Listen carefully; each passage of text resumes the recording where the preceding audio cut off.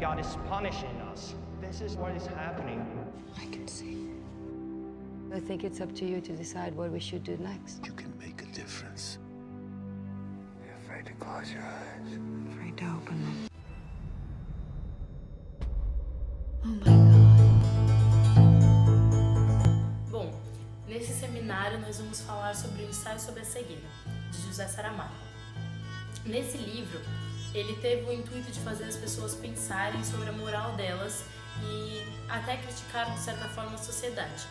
Mas ele nos fez refletir por várias cenas em que a mulher do médico, que é a personagem principal, passa por situações que não seriam de um nível humano, porque são coisas inadmissíveis que não deveriam acontecer, que tiram completamente a dignidade das pessoas. E ele nos faz questionar qual seria a diferença de você enxergar no mundo em que todas as outras pessoas são cegas. E ele passa essa mensagem por meio da mulher, da principal. E é um livro que teve muita crítica, mas ao mesmo tempo tiveram muitas pessoas que concordaram com a ideia que ele tentou passar. Um certo dia, um sujeito perde sua visão, mas não perde sua visão como qualquer outra pessoa, mas sim um excesso de luz branca que atinge seu olho. A partir daí, todas as pessoas que ele tem contato ficam infectadas por esse vírus, até que uma grande maioria fica cega também e o governo joga essas pessoas em um sanatório. Lá aparece a personagem principal, que é a mulher do médico. Ela vira um ponto de referência por qualquer cego que esteja lá. Eles vivem numa situação bem precária e acontecem muitos conflitos lá dentro. Por quê?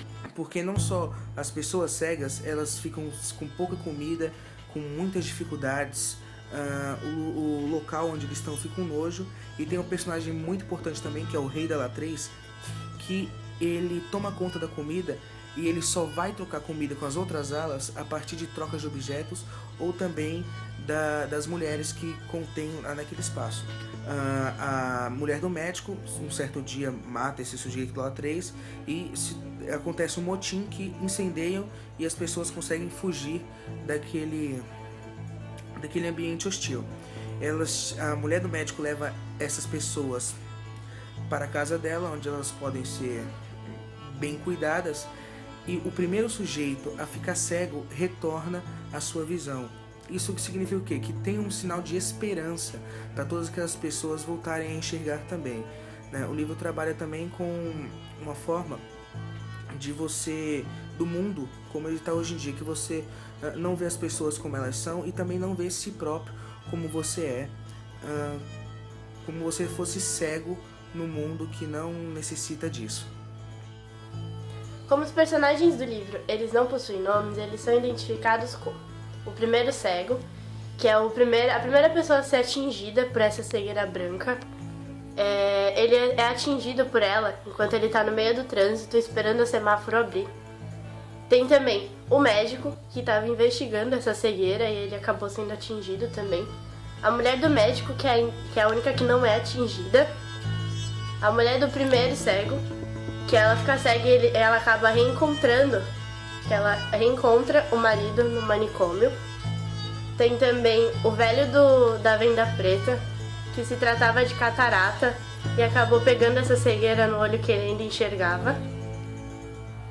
Tem também o cego ladrão, que foi ajudar o primeiro cego no trânsito a chegar em casa, mas aí quando chegou na casa ele roubou o carro do primeiro cego, e aí quando ele ficou cego ele foi levado para esse manicômio, e aí ele foi morto pelos soldados que trabalhavam lá.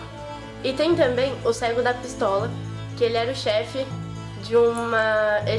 dos cegos malvados, que eles tocavam terror, eles deixavam as pessoas no manicômio com medo. E tem vários outros também personagens. Saramago não faz a distinção de seus personagens pelos nomes, mas sim pelas suas características e particularidades. Entre os personagens principais temos o primeiro cego, a mulher do primeiro cego, o médico, a mulher do médico que enxerga, a rapariga dos óculos escuros, o velho com a venda no olho e o rapazinho estrábico.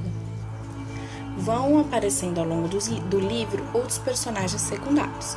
como o cego da pistola, o cego que escreve em braille, o ladrão, os soldados, a velha do primeiro andar e o cão de lágrimas. A rapariga, ela fala uma frase, um livro de Saramago, que ele deixa bem explícito a mensagem que ele queria passar nesse livro. E a frase foi: mãezinha, paizinho, não está ninguém, disse a rapariga dos óculos escuros, e desatou-se a chorar encostada à porta. Não tivéssemos nós aprendido o suficiente de complicado que é o espírito humano, e estranharíamos que queria tanto a seus pais ao ponto dessas demonstrações de dor uma rapariga de hábitos tão livres. O tipo de escrita utilizado por José Saramago em Ensaio sobre a Cegueira é caracterizado pela mistura do discurso direto com o discurso indireto e pela ausência de elementos típicos do discurso direto, como o parágrafo, travessão e as aspas.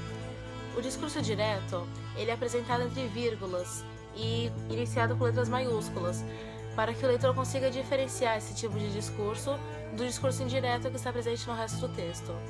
O texto, ele é em terceira pessoa, mas ele possui um narrador que se insere no meio da história, como se ele fosse cego, que nem os personagens, só que ele enxerga tudo e vê o que acontece na história, ele entende o que acontece.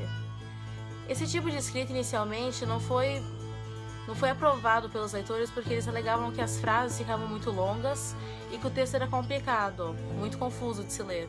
Só que a leitura ela se torna mais fácil quando o leitor se acostuma a ela. Há duas possibilidades de analisar o tempo do romance em questão: o tempo em que dura o enredo e o tempo em que se desenvolve a história. José Saramago não deixa a duração do tempo explícita em nenhuma das duas possibilidades. Em relação à duração do romance, é preciso levar-se em conta um trecho em que diz: apesar da liberdade de movimento de que tem gozado os cães nos últimos meses, o narrador, ao escrever esse trecho, referia-se à cegueira que estava atingindo as pessoas. Sabe-se, portanto, que a cegueira durou alguns meses e que o mal branco se espalhou rapidamente. É possível imaginar, portanto, que o tempo de duração do enredo é de alguns meses, não chegando a um ano. Já na segunda possibilidade, que é o tempo em que se passou a história, sem dúvida trata-se de uma época contemporânea. O romance tem todos os ares modernos. A presença de armas de fogo, de mapas espalhados pela cidade, elevadores em prédios, enfim, pode-se afirmar que trata-se de um romance cujo tempo é moderno.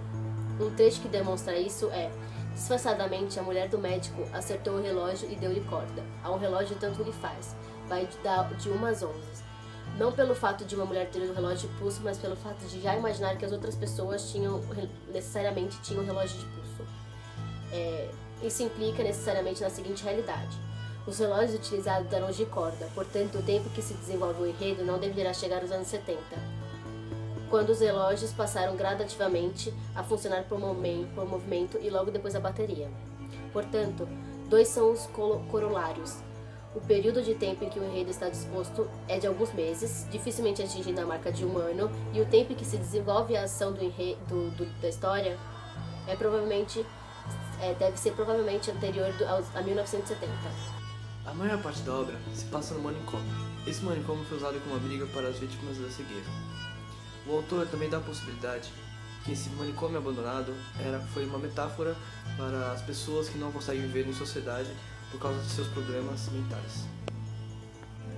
Nessa obra também há os outros espaços, que são apenas as ruas e as casas de alguns personagens. I just called to say I love you. I just called